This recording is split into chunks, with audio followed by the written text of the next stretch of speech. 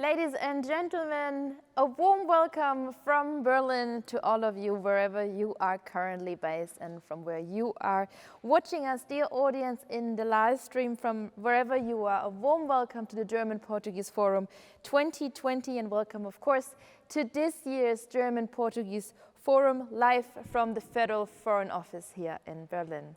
It's great to see you and great to have you on board because this German Portuguese Forum has a long tradition and a tradition to debate about current topics. 2019 was held about migration, last year's conference also about sustainability, and this year's conference and forum, Germany and Portugal wish to use their consecutive EU Council presidencies to spotlight sustainable businesses and, of course, discussing about the Green Deal. So it is a hot topic for the upcoming hours.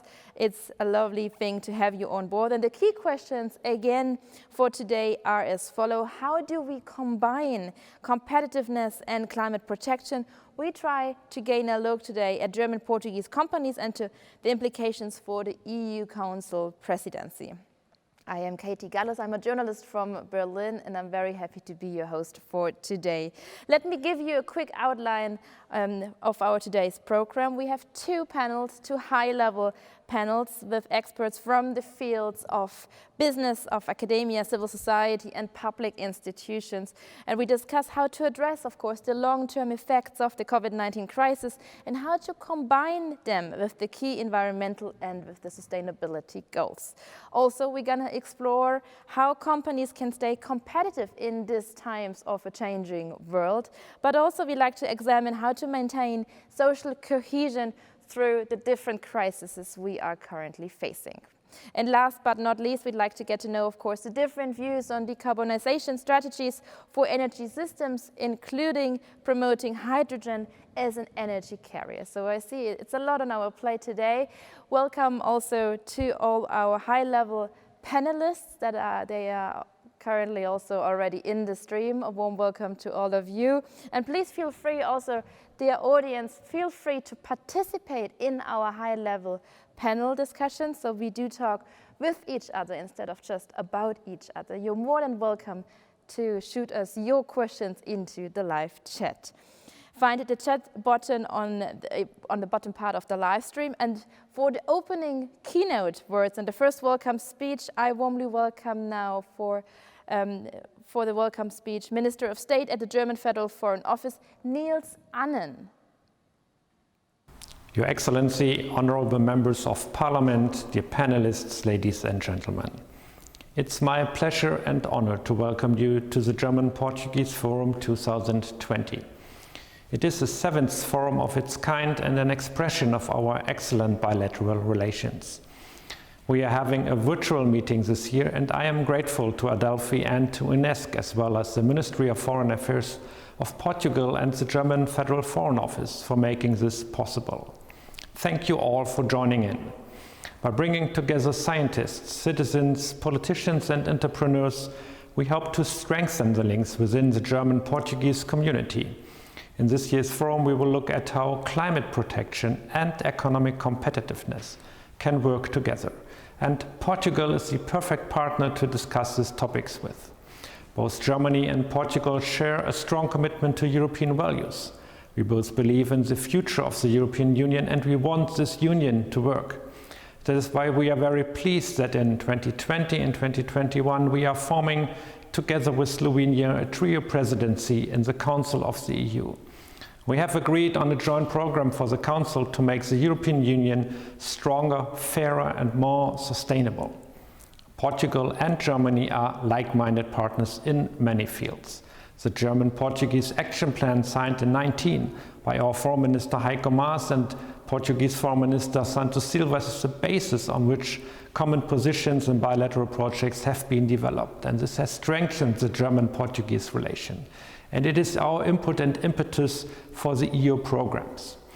Now, in the middle of the COVID crisis, we share a special responsibility for overcoming the social and economic consequences of the pandemic and for making the EU future-proof. This includes, as Commission President Ursula von der Leyen points out, the dual strategies of digital transformation and green transition, The Green Deal is the overarching policy initiative that formulates a sustainable and inclusive growth strategy in order to achieve climate neutrality by 2050. The presidency program of Germany, Portugal, and Slovenia also highlights that industrial competitiveness is central for the future of the EU. Investment in an innovative, sustainable, and smart economic transformation is key for building a climate-neutral and green Europe. We should not let COVID-19 pandemic shrink our ambitions. On the contrary, we should regard the pandemic as an opportunity for driving the digital and green transition in the EU. The Green Deal has become a green recovery. The excellent bilateral relations between Germany and Portugal offer great potential to tackling this challenge. Currently, there are more than 400 German companies active in Portugal, securing up to 50,000 jobs, and Germany is Portugal's third biggest trading partner. In December 19, Germany for the second time received Portuguese weekly journal Espresso's economic prize for making the biggest foreign contribution to the economic Portuguese growth. And Portugal is equally present in Germany. In 2021, Portugal will be the guest of honor at the Leipzig Book Fair. Based on the country's great economic development over the past years and its great potential, Portugal has been selected as a partner country at the Hannover Messe 2022, one of the most important industrial fairs in the world. Digitalization, Industry 4.0 and renewable energy are the major topics of the fair, where synergies between Portugal and Germany can be created. With its high resilience on renewable energy and its new hydrogen strategy, Portugal is an attractive partner in the field of green economy. On the bilateral and European level, initiatives in the field of offshore wind energy, green hydrogen and battery production for e-mobility offer huge potential. We will discuss today whether the corona pandemic necessarily will slow down progress on climate protection and social welfare, or, on the contrary, whether we will be able to drive structural change forward using the funds from Next Generation EU for green and sustainable investment. Given our excellent economic relations and our shared objectives, it is a wonderful opportunity to discuss in this forum today. I invite all of you, panelists and viewers at the screens at home, to actively participate. Once again, I welcome you to the German-Portuguese Forum 2020 and wish you a fruitful debate. Thanks to the Minister of State at the German Federal Foreign Office, Niels Annen, for his welcoming words. And now coming to our next first guest here live in the studio, Ambassador of Portugal in Germany. Please welcome Francisco Ribeiro de Menezes. Thank you. Sehr geehrter Staatsminister Niels Annen, dear panelists, dear partners, colleagues, dear viewers, ladies and gentlemen, I am deeply honored to address you at the opening session of the 7th German-Portuguese Forum. Not only honored, I am proud. Our virtual meeting this year testifies to the scope and the depth of the bilateral relations between Germany and Portugal. It shows that despite the pandemic and its adversities, we think ahead and about strengthening ties and shaping the years to come. I thank adelphi and UNESCO, our partners, for their commitment and expertise, as well as the dedicated teams of the Auswärtiges Amt and the Ministry of Foreign Affairs of Portugal. They brought us here today with unwavering commitment and professionalism. Portugal and Germany have long-standing relations that cover an ever-expanding universe of fields and possibilities. Institutionally, the frequency and quality of the exchanges between high-level interlocutors speaks for itself, and I must add, they have kept on going unabatedly also through virtual means, as lockdowns in Europe prevent us from meeting face-to-face. We are strong business partners, sharing ventures and projects in all sectors of economic activity. Our civil societies know more and more about each other. This mutual knowledge is something we wish to encourage further. Our expatriate communities form an integral part of the host country. Culturally and scientifically, successive generations of Erasmus students and research scholarships have contributed to a mutual sense of recognition. As Staatsminister Anen has rightly mentioned, Portugal will be the guest nation at the Leipzig Book Fair in 2021 and partner nation of the Hannover Messe in 2022, and we will not disappoint you. One thing is absolutely clear: this relationship benefits both countries. Our worldviews, our Weltanschauung, share a fundamental commitment to multilateralism based on progressive values: democracy, rule of law, respect for human rights. These provide the background for our common concern with the rights of future generations to a safe and healthy environment and to a fair global economy. It is our shared aim to contribute to overcome the economic and social crisis and consequences of COVID-19, emerging stronger from this moment. This is the paramount goal of the trio presidency program, which we have agreed also with our Slovenian partners. Together we can indeed make a difference. Hence the significance of our dual European agenda, aiming at digital transformation and a green transition. Indeed, our collective ability to recover from difficulties requires strong leadership from EU institutions, but also from governments and the involvement of the economic agents and of the civil society that lies at the root of this forum. This is exactly what Germany and Portugal are rehearsing here today. Under the heading, "How do we combine competitiveness and climate protection?" we bring together policymakers, economic actors, scientific experts to address these challenges and to discuss how to handle them through a comprehensive and ambitious ecological approach. This is what we owe to younger generations, and it is indeed what we owe to ourselves. Drawing on concrete, successful examples, we will discuss strategies to manage change, to overcome the economic crisis, and achieve environmental and sustainability goals in a resilient way. We will approach climate protection and resource efficiency, addressing ways in which they can translate into suitable business models for the 21st century. In a word, we will talk about turning these challenges to our mutual advantage. For this, an integrated, interconnected, and properly functioning European energy market, sustainable energy, and a transition to renewables are critical factors. At the same time, prosperity and ultimately the social well-being of our citizens should remain at the core of our action. Ensuring and reinforcing the social dimension of the European Union and the sustainability of supply chains are a substantial part of the equation. To help us find the right formulas to solve this equation, our keynote speaker will be the Secretary of State for Energy of Portugal. Mr. João Galamba has a degree in economics from the Faculty of Economics of the Universidade Nova de Lisboa. He began a PhD in political science at the London School of Economics, the LSE, where he also taught political philosophy. He has worked in the private sector. He was elected to Parliament in 2009, where he quickly gained well-deserved recognition. He coordinated the Socialist Group at the Finance Committee and assumed the Vice Presidency of the Socialists Parliamentary Group. He has been in government in this position since 2018.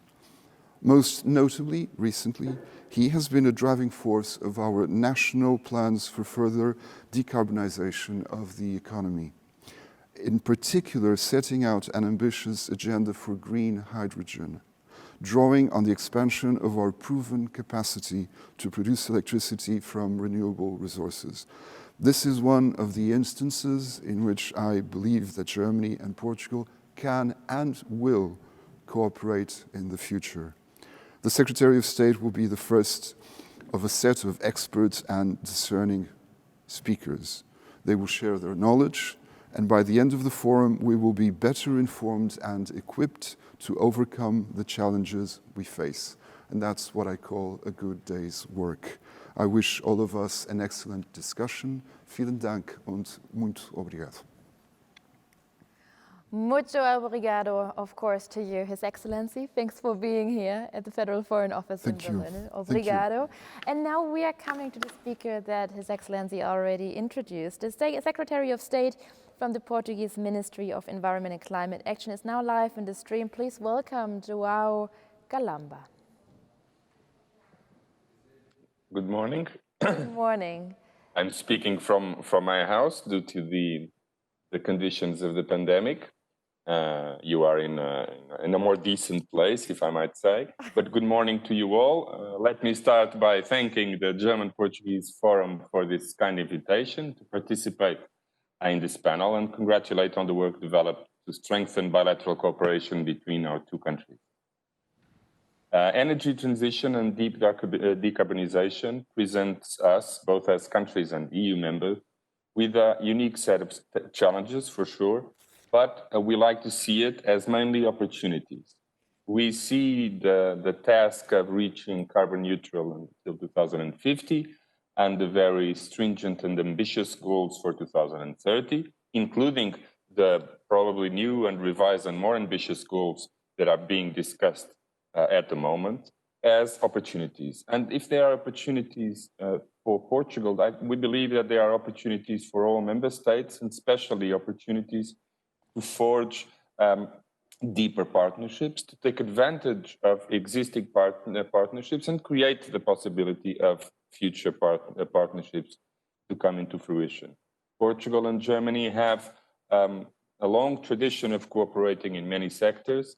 We have important German investments in Portugal.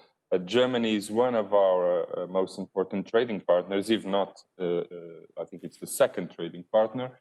And we believe that the current stage we're in and the decade we are now in and all the policies around decarbonization and climate action are really opportunities for all of us, opportunities for investment, opportunities for research, and opportunities to forge alliances around specific projects. Designing public policies that guarantee a successful energy transition has become a core concern of every responsible government. Portugal is exploring a sustainable growth trajectory funded on more competitive and resilient development growth model, reducing the consumption of natural and energetic resources, and at the same time, creating new opportunities for job creation to increase wealth generation and foster new knowledge development. We really believe we are living not a disaster, but an opportunity, a huge technological industrial opportunity that we must seize. This trajectory is anchored in Portugal's National Energy and Climate Plan for 2021-2030.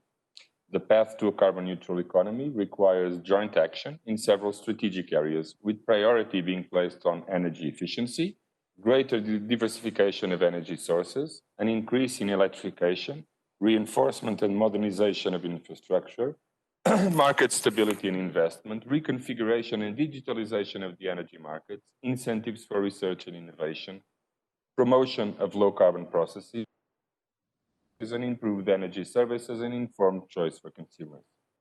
The transition to a new energy system is an opportunity for the development of new business models, more sustainable, more resilient, and aligned with long-term objectives of carbon neutrality.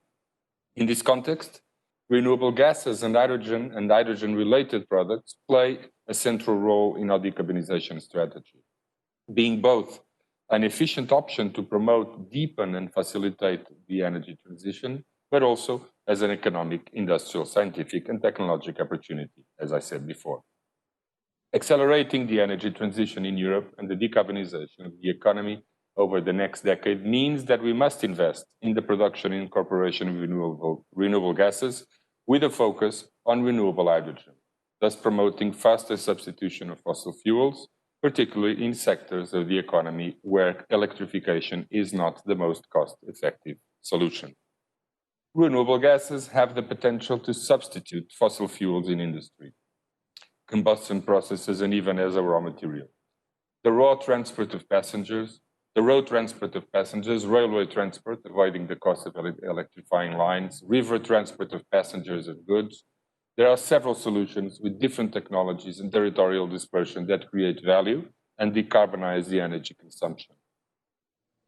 As an ambitious and innovative country, with a robust track record in renewables, we bring forward our deep commitment and our current state of play in the hydrogen field.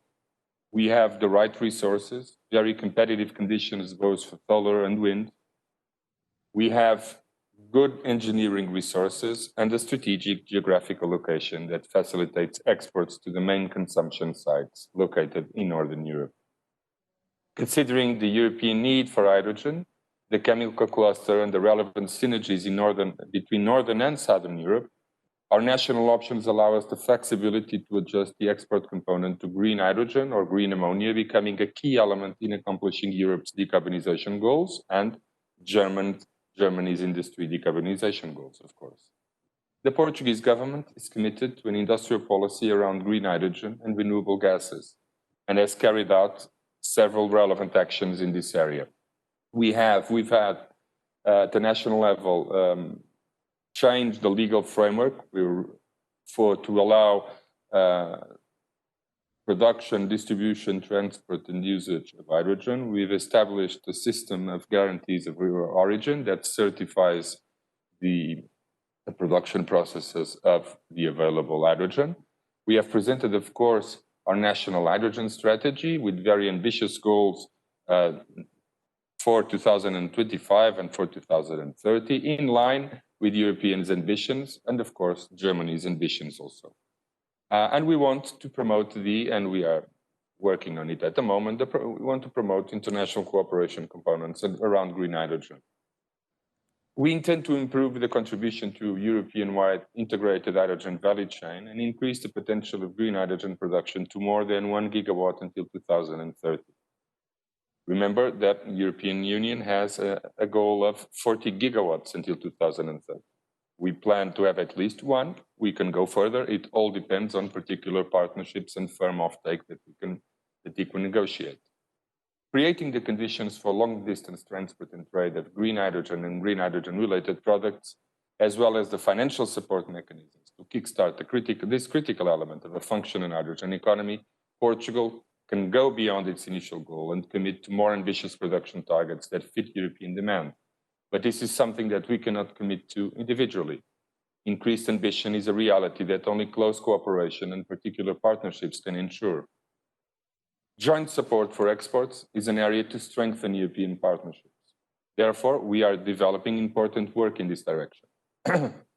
Portugal, since all support mechanisms are thought of on a national basis, we are currently assessing cross-border support mechanisms applied to green hydrogen projects and other renewable energy sources based on the RED II directive, the transposition of the Article 9 of the directive EU 2018-2001 of the European Parliament, within the framework of joint projects between member states that allow partnerships between member states around concrete projects for the export of green hydrogen or H2-based products, and at the same time, contribute to solving the market failure associated with a cross-border commercial transaction. We plan to submit this to the European Commission to assess its compatibility with the internal market rules very, very soon. The European Green Deal is a response to the climate and environmental related challenges, but it could also be, given the effects of COVID-19 pandemic, not only a new growth strategy that aims to transform the EU into a fair and prosperous society with a more modern, resource-efficient and competitive economy, where there are no net emissions of greenhouse gases in 2050 and where economic growth is decoupled from resource use, but also a crucial roadmap to put the European economy on a route to recovery. Hydrogen, we believe, is a key enabler to achieve the objectives of the European Green Deal and Europe's clean energy transition, a vision that is shared, deeply shared, if I can say, by Portugal and Germany. These are indeed historical times in the energy sector. By aggregating all the relevant stakeholders, like those present in this forum, by pooling resources to increase scale, and by having a unique collective focus and drive, we can accelerate the implementation of a green hydrogen economy, creating a full hydrogen value chain in Europe and ensuring global industrial and technological leadership. Together, we can make this happen. As I said in the beginning, and we really, really believe this, decarbonization and energy transition are really opportunities and must be seen as opportunities, not as costs, not as burdens. This is true for Portugal, which is highly competitive in renewables in general, and it has to be true for Germany, which is a leading country in technology and industrial capabilities. So this was all I have to say. Thank you very much. I hope this conference provides an important forum to debate the key challenges and also mainly the opportunities that this transition imposes on all of us. Thank you very much. Good morning and have a good forum. Thank you. Thank you very much, Mr. Secretary of State. Thanks for joining us in our forum from Portugal. Thank you very much for dialing in.